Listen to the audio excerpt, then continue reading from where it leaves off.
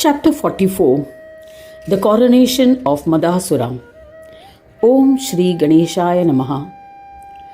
Prahlada said to Gratsamada, after listening to the glory of Chavana, I have become peaceful.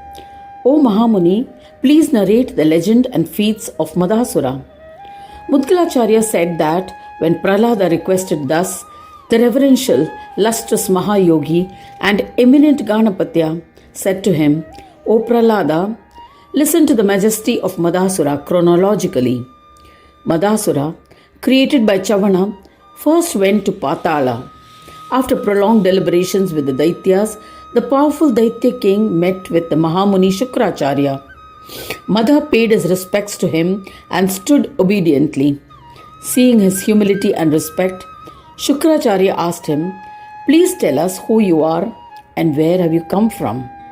Madasura was delighted and replied, O eminent one, I was created by Mahamuni Chavana and belonging to the lineage of Bhrigu. Since I have been born from your brother's lineage, I am your nephew. I seek asylum with you. O eminent yogi, please accept me as your disciple so that I may attain recognition in this world. I wish to establish my sovereignty over the Brahmanda. I am Madha, intent on conquering Brahmanda with your blessings. When Shukracharya became aware of the intentions of Madha, he reluctantly accepted him as his disciple.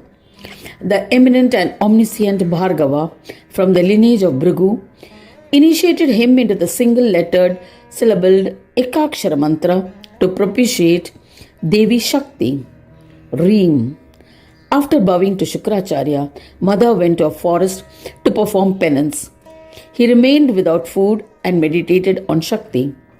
During the course of a severe tapas, an ant hill grew on his body. As years went by, creepers, plants, and eventually a forest grew around him. Yet he remained engrossed in his penance. As he continued his single-pointed penance with devotion, tissues and muscle became atrophied, and all that remained was skin and bones.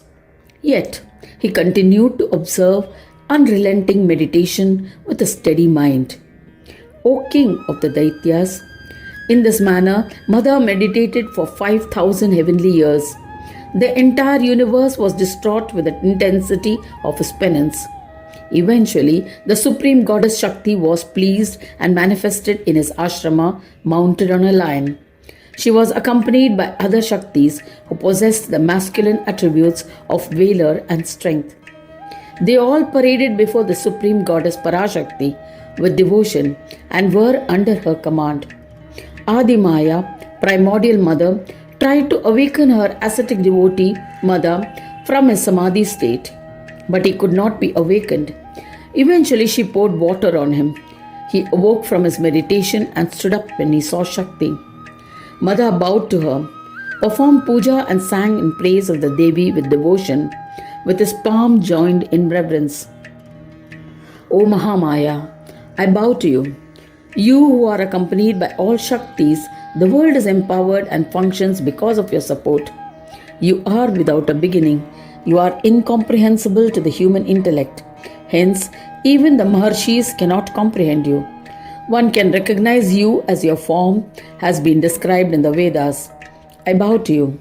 O Parameshwari, Supreme Goddess, to the one who has created various differences, to the one who is beyond all differences, to the one who is endowed with differences and non-differences, to Devi Sakaleshwari, Goddess of the universe, I bow to you. To the one who has assumed the forms of Parvati, the daughter of Daksha and daughter of Himalaya, the daughter of Samudra, Lakshmi, Savitri, I bow to you with devotion. You are the form of Swaha, Swadha, and the essence of Vashatkara, O auspicious one. To the form of Buddhi, to the goddess, to the form of knowledge, I salute you with respect. You bestow siddhis in all endeavors to the one who is the form of siddhi, to tapaswini, to yogini, to the one who bestows yoga, yoga dhatri, to the goddess of yoga, Yogeshwari, I bow to you. The Munis, who are well versed in the Vedas, are incapable of extolling you adequately. Where even Devas, Skandas, Sesha, and others are perplexed, what can I say to praise you? Blessed are my mother and father, my knowledge, penance, wisdom, and others, by the darshana of your holy lotus feet, which liberates one from all sorrows. After extolling thus, he maintained silence. She was enticed by his devotion. Shakti, pleased with his devotion, said, O fortunate one, this stotra that you have composed will bestow success in all endeavors, fulfill desires, and bestow dharma, artha, kama, and moksha, and happiness to the readers and listeners. Ask for a desired boon. Even if it is difficult to bestow, I shall fulfill it. I am satisfied with the rigorous penance and the stotra. Grisamada continued the narration. Madasura was ecstatic at what he had heard. He bowed to her and asked her for a rare boon. He said, O Devi, if you are pleased and wish to grant me a generous boon, then grant that I shall not die anywhere. O Jaganmayi, containing the whole world, grant that I shall be the sovereign monarch of the three worlds. O Sadashive, grant that whatever I desire will be accomplished. You are the form of Prakriti. It is from you that the five elements were created, O Mother. Grant that they will always be under my command. Jagadamba was astonished and replied, O Mahadaitya, you will not die from anyone who has taken birth. Those who are composed of the five elements will be subservient to you. All your desires will be fulfilled. You will be blessed with sound health. You will rule the universe, Brahmanda. O Daityendra, you will be invincible in battle. After granting these boons, Devi, mother of the universe, Jaganmata, disappeared.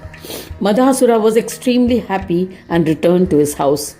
He married the graceful daughter of Pramadasura named Salasa, observing all rituals. He was felicitated by the other Daityas. He established a town named Vilasada. Daityas from different regions came to settle. He appointed Banasura, Tripurasura, Tarakasura, and Shankasura as his ministers. Daityas invited Shukracharya, the one well versed in yoga. He performed the coronation ceremony of Madasura with the help of Brahmins. Madasura became king of Daityas, Asuras, and Rakshasas. Daityas were immensely happy and proud of their king. Madasura begot 3 sons from his wife Salasa. They were Vilasi, Lolupa, and Dhanapriya. The king of Daityas, Madasura, ruled his kingdom and was intoxicated with pride. Mada, he was invincible. Thus ends the 44th chapter titled The Coronation of Madasura in the second khanda of the Purana Upanishad, Sriman Madgal Puran, describing the legends of Ekadanta. Dedicated to Sri Gajanana. End of chapter 44.